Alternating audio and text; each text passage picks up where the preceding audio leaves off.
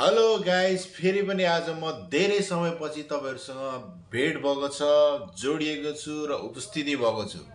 जे भने पनि तपाईँहरूसँग म आइसकेको छु र तपाईँहरूलाई आज म के कुरा गर्न चाहन्छु भने अहिले भइरहेको छ हैन, के भइरहेछ नेपालमा सबै तपाईँहरूले देखिरहनु भएको छ। छर्लङ्ग हैन, छर्लङ्ग देखिरहनु भएको छ। रै पनि तपाईँहरूलाई म एउटा केही कुराहरू सेयर गर्न गइरहेको छु। मैले कुरा के सेयर गर्न गइरहेको छु भने अहिले तपाईँहरूले देखिरहनु भएको छ राजनीति माहौलमा देशमा चुनाव आउँदैछ।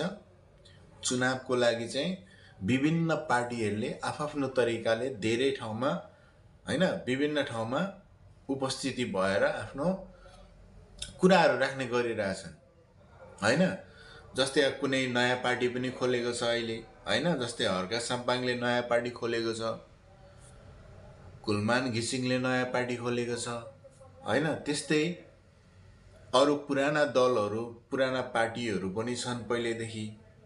अनि अस्तिको कुरा त त्यो तपाईँहरूलाई थाहा छँदैछ हैन, सत्ता पल्टेको भन्ने कुरा हैन। Okay, no problem. अहिलेको कुरा गर्दैछु म।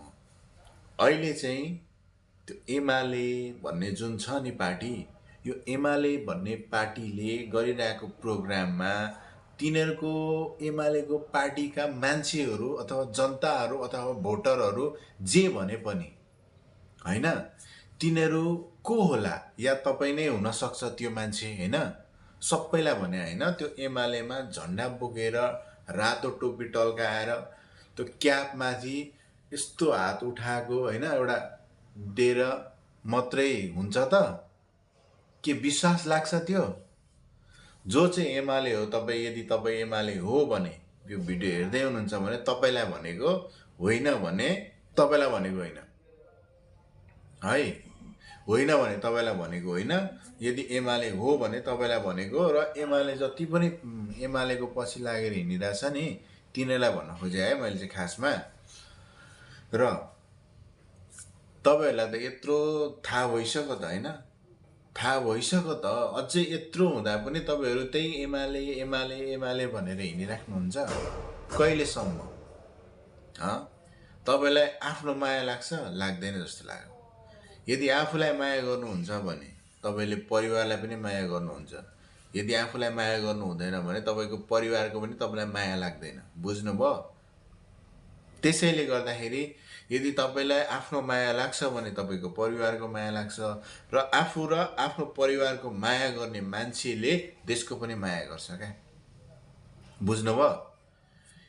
अब तपाईँले यही कुरा बुझ्नु, तपाईँलाई देशको माया छँदै छैन। तपाईँलाई देशको माया छैन। तपाईँलाई के छ, तपाईँलाई त आफैलाई पनि हैन, आफैलाई पनि आफ्नै शरीरको अङ्ग पनि करोडौँ दियो भने त बेच्दिन्छु भन्ने खालको हो तपाईँ। त्यही हो मान्छे। होइन नभन्नु, मुन्टो नहल्लाउनु है। गाली गर्नुहुन्छ होला कमेन्टमा आएर यो त्यो भनेर, त्यो गाली तपाईँलाई नै रिटर्न गरिदिन्छु म।